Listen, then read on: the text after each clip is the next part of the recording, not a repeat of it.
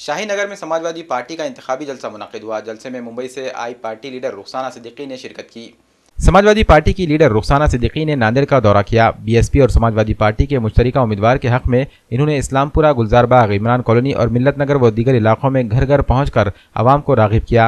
साईनगर में मुनक़िदा पार्टी के इंतखाबी जलसे में इन्होंने कांग्रेस के रियासती सदर अशोक चौहान को धोखेबाज लीडर करार दिया। समाजवादी पार्टी की रियासती कारगुजार सदर सैयद मोइन ने राज ठाकरे का तस्करा करते हुए अशोक चौहान को तनकीद का निशाना बनाया।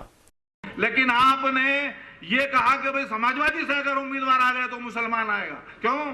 मुसलमानों से एलर्जी है आपको? वादे तो बहुत करते हैं ना, एमएलसी दे देंगे, टिकट दे देंगे।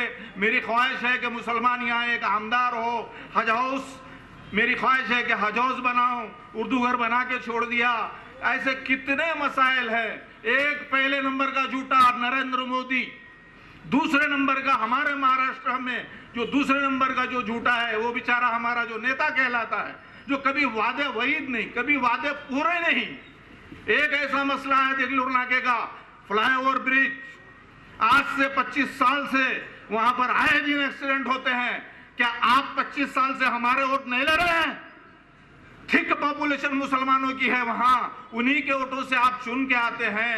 और वो जो फ्लाईओवर का जो ब्रिज है, ये जो हजारों करोड़ गुरुता में आए, हजारों करोड़ आए, लेकिन आपने जानबूझकर वो ब्रिज नहीं बनाया, इसलिए कि वहां मुसलमान ज्यादा बसते हैं। ये क्या इस्लाम दुश्मनी, मुसलमान दुश्मनी नहीं है?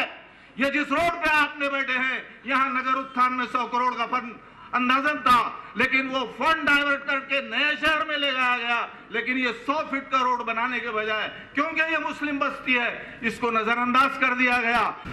कैसे चौहान को वोट डालेंगे? वो राज ठाकरे जिसने अजान के खिलाफ में बयान दिया था, आज यही एनसीपी और कांग्रेस उसको जगह जगह घुमा रही है। क्या ऐसे शख्स को हम वोट डालेंगे?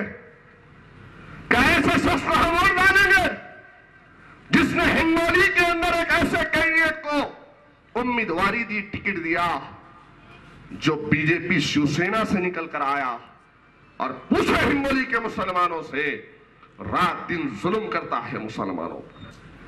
कैसे चौहान को हम लोग वोट डालेंगे जिसने सनातन संस्था, वो सनातन संस्था जिनके घर में जिंदा बम मिले नाला सोपारों में, उसने उनको कैंडिडेट बनाया, ऐसे उम्मीदवार को वोट डालेंगे?